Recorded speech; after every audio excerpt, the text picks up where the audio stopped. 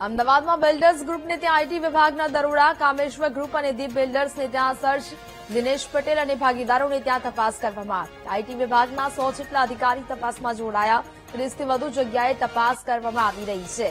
બિલ્ડરોને ત્યાં search operation છે તે હાથ ધરવામાં આવ્યું છે. 30 થી વધુ જગ્યા પર આ તપાસ ચાલી રહી છે. અનેક અધિકારીઓ આ તપાસમાં જોડાયા છે. અમદાવાદમાં બિલ્ડર્સ ગ્રુપને ત્યાં આઈટી વિભાગ દરોડા પાડીને સર્ચ ઓપરેશન કરી રહી છે. કામેશ્વર ગ્રુપ અને દીપ બિલ્ડર્સને ત્યાં સર્ચ શરૂ કરવામાં આવ્યું છે. દિનેશ પટેલ અને ભાગીદારોને ત્યાં પણ તપાસ હાથ ધરાઈ છે.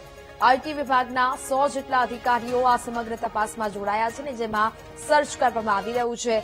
30 થી વધુ અલગ અલગ જગ્યાઓ પર આઈટી વિભાગ દ્વારા આ તપાસ છે તે કરવામાં આવી રહી છે.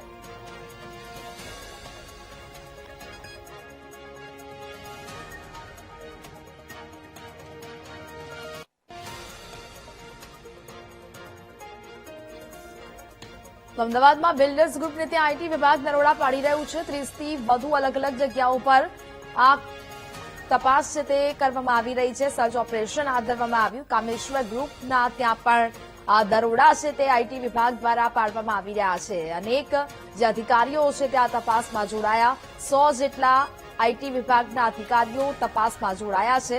અલગ અલગ જગ્યાઓ પર આ કાર્યવાહી છે તે શરૂ કરવામાં આવી રહી છે. અમદાવાદમાં બિલ્ડર્સ ગ્રુપને ત્યાં ફરી એક વખત આઈટી વિભાગે દરોડા પાડીને સર્ચ ઓપરેશન શરૂ કર્યું છે, અને જેમાં બેનામી વ્યવહારો સામે આવે તેવી શક્યતાઓ સેવાઈ રહી છે. સંવાદદાતા ભૌમિક ફોન લાઈન પર જોડાયા છે. ભૌમિક, અમદાવાદમાં બિલ્ડર્સ ગ્રુપને ત્યાં આઈટી વિભાગ દરોડા પાડી રહ્યું છે. શું કાર્યવાહી ચાલી રહી છે હાલ? બિલકુલ, આપને જણાવી દઉં કે ઇન્કમટેક્સ વિભાગને છેલ્લા કેટલાક સમયથી બાતમી હતી કે અમદાવાદના કેટલાક બિલ્ડરો છે, જે મોટા બિલ્ડર ગ્રુપ છે, ત્યાં બેનામી વ્યવહારો થઈ રહ્યા છે. તેના આધારે આઈટીએ અમદાવાદમાં રેડ કરી છે અને અમદાવાદના બે મોટા ગજાના બિલ્ડર કહેવાય છે. એક છે કામેશ્વર ગ્રુપ અને એક દીપ બિલ્ડર.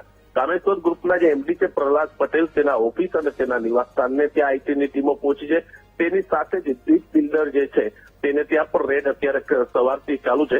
આઈટી વિભાગના લગભગ 100 થી વધારે અધિકારીઓ અને કર્મચારીઓનો કાફલો તેમાં જોડાયો છે અને લગભગ 28 થી વધુ જગ્યાએ આ રેડ ચાલે છે. માનવામાં આવે છે કે આઈટીના સર્ચ ઓપરેશન દરમિયાન બેનામી વ્યવહારો અને દસ્તાવેજો મળી આવી તેવી શક્યતા છે. કારણ કે છેલ્લા લગભગ 7 કે 8 મહિનાથી આઈટીને આ બાતમી મળતી હતી કે અહીંયા બોગસ વ્યવહારો થઈ રહ્યા છે, બેનામી વ્યવહારો થઈ રહ્યા છે અને સરકારને આર્થિક નુકસાન પહોંચાડવામાં આવી રહ્યું છે. આ બાતમીના આધારે આઈટી આ રેડ કરી છે.